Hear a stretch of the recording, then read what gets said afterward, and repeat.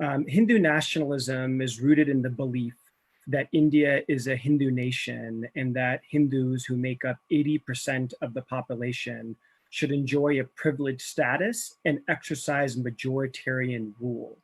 RSS is a male-only volunteer paramilitary organization. Its earliest leaders, this is prior to World War II, referred to Christians and Muslims as, quote, internal threats, and compared India's Muslims to, quote, Jews in Germany. Modi himself trained with the RSS and is a proud member of the RSS.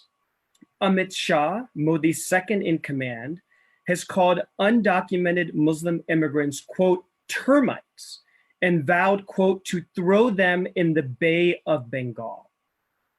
The CAA and NRC combined are fundamentally an effort to reimagine India. It's an effort to render stateless India's 200 million Muslims, which actually constitute the second largest Muslim population in the world. The CAA, on its face, openly discriminates against Muslim migrants on the basis of faith. And so the Ahmadiyya from Pakistan and the Hazaras from Afghanistan, who also face persecution, aren't eligible. The law also excludes persecuted religious minorities from Sri Lanka, Myanmar, and Tibet. The CAA violates the Indian Constitution and international human rights law. The UN High Commission for Human Rights has called it, quote, fundamentally discriminatory. And I would add that human rights bodies across the world have uniformly come out and condemned this law. On August 5th last year, the Indian government revoked the autonomy of Jammu and Kashmir without any legal foundation or consultation with the people. Security forces arrested thousands of Kashmiris, including children as young as 9, without any cause. Again, detainees who have been released have alleged brutal torture. I want to remind folks that India leads the world in internet blackouts. And the blackout that the people of Jammu and Kashmir endured was 213 days. In February of 2020, a pogrom took place in Delhi where dozens were murdered, the majority of whom were Muslim.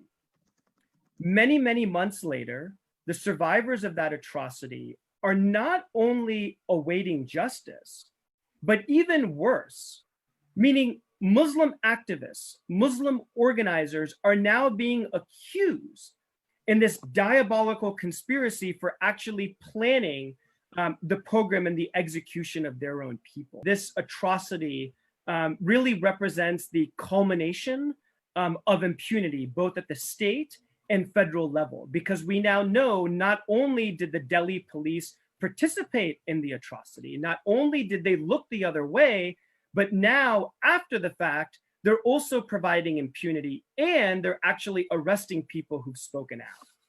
In India today, Muslims, Dalits, Christians, Sikhs, journalists, and human rights activists are all vulnerable to violence. Lynchings are so commonplace in India today that they're often organized on social media and the videos uploaded online for the world to see, right? So according to the Indian government, there are hate crimes, but those hate crimes, again, are committed by anti-national elements and jihadi terrorists, but there isn't religious violence and there aren't crimes against journalists. Part of the reason that India is actually in the place that it is today is because there is a history of impunity that is longstanding. 35 years after the anti-Sikh pogroms of 1984, in which mobs murdered 17,000 Sikhs across 40 different cities, survivors are still seeking accountability. There is also yet to be accountability for the 2002 Gujarat massacres, during which mobs again slaughtered 2,000 Muslims and displaced thousands. And so again, part of the reason we are here is because there is that history of impunity, that lack of accountability. And so now, especially given the change of administration, is a particularly opportune time to move forward with this designation. Thank you.